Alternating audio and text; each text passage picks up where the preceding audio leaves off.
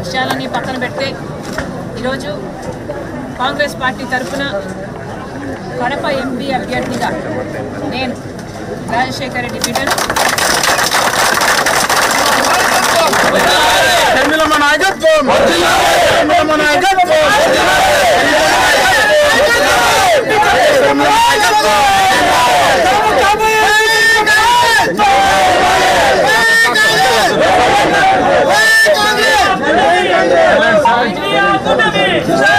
రాజశేఖర్ రెడ్డి బిడ్డ YS Sharmila Reddy Congress party అభ్యర్థిగా MP అభ్యర్థిగా నేను నిలబడబోతున్నాను. ఈ నిర్ణయం తీసుకోవడం నాకు సులువైంది కాదు. ఈ నిర్ణయం నా కుటుంబాన్ని నిలువున చీలుస్తుంది అని తెలిసి కూడా తీసుకున్న నిర్ణయం.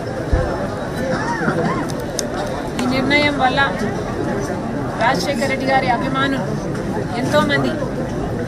ఎంతోమంది ఏ వైపు వెళ్ళాలో ఏం చేయాలో తోచని స్థితిలో ఉంటారు అని తెలిసే తీసుకున్న నిర్ణయం.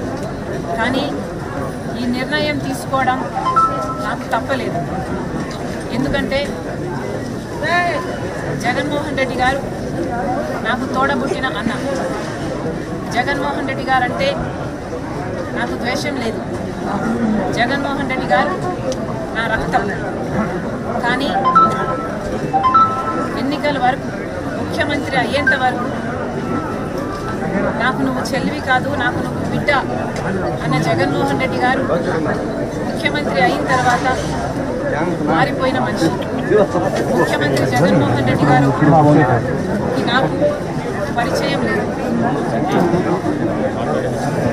ముఖ్యమంత్రి జగన్మోహన్ రెడ్డి గారు నా అనుకున్న వాళ్ళందరినీ నాశనం చేశారు.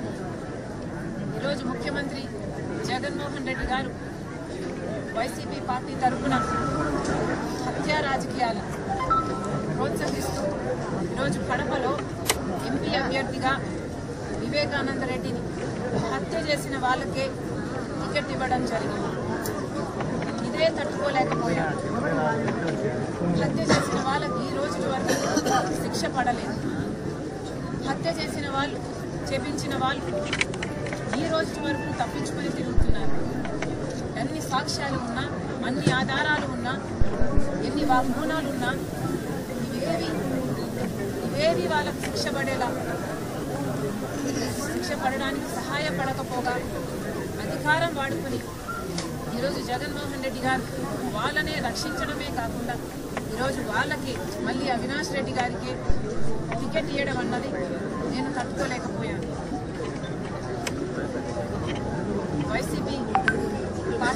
వైసీపీ ప్రభుత్వం రక్తంలో మునిగిపోయింది.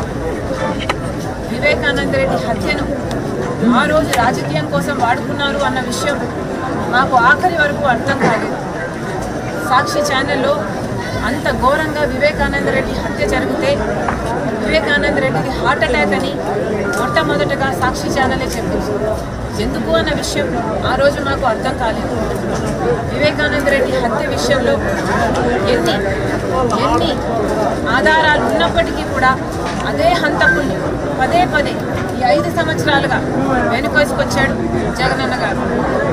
ఇవన్నీ ఒక ఎత్తు అయితే అసలు ఈ కడప ఎన్నికల్లో మళ్ళీ ఆయనకి టికెట్ ఇవ్వడము ఇంకొక ఎత్తు. ఇంత తెలిసి కూడా, ఇంత ఘోరమని తెలిసి కూడా, ప్రజలు హర్షించరు అని తెలిసి కూడా ఎంత అహంకారం కాకపోతే మళ్ళీ అదే అవినాష్ రెడ్డికి జగనన్న గారు టికెట్ ఇస్తారు. రాజశేఖర్ రెడ్డి గారి బిడ్డగా నేను ఏం చేయాలో ఆలోచించాను. నేను రాజశేఖర్ రెడ్డి బిడ్డను, అలాగే వివేకానంద రెడ్డి గారు రాజశేఖర్ రెడ్డి గారి తమ్ముడు. రాజశేఖర్ రెడ్డి గారి తమ్ముడై ఉండి రాజశేఖర్ రెడ్డి గారు బ్రతికున్నంత కాలం లక్ష్మణుల్లాగా ఎంత అన్యూన్యంగా ఉండేవాళ్ళు, ఎంత నమ్మకంగా ఒకరికొకరు ఉండేవాళ్ళు ప్రజలందరూ చూశారు. రాజశేఖర్ రెడ్డి గారి మాటను వివేకానంద రెడ్డి గారు ఎప్పుడూ జవదాటలేదు. అలాంటి వివేకానంద రెడ్డి గారి ఆఖరి కోరిక, చివరి కోరిక, నేను ఎంపీగా నిలబడాలి అని నా దగ్గరికి వచ్చి దాదాపు 2 గంటల పాటు ఎంపీగా నిలబడాలమ్మా అని నన్ను ఎంతగానో ప్రాధాన్యపడ్డారు. ఆయన చివరి కోరిక నేను ఎంపీగా నిలబడాలి. కానీ ఆ రోజు నాకు అర్థం కాలేదు, ఎందుకు నన్ను ఇంతగా ప్రలోభ పెడుతున్నారు, ఎందుకు నన్ను ఇంతగా నిలబడి అడుగుతున్నారు. ఈరోజు ఆలోచిస్తే అర్థమవుతుంది. కానీ ఇంత జరిగినా కూడా వివేకానంద రెడ్డి మీద కక్ష కట్టినట్టుగా వాళ్ళ రాజకీయ లబ్ధి కోసం వివేకానంద రెడ్డిని హత్య చేస్తే ఈరోజు అదే హంతకులు అండగా నిలబడ్డవాడు జగన్ అన్న గారు.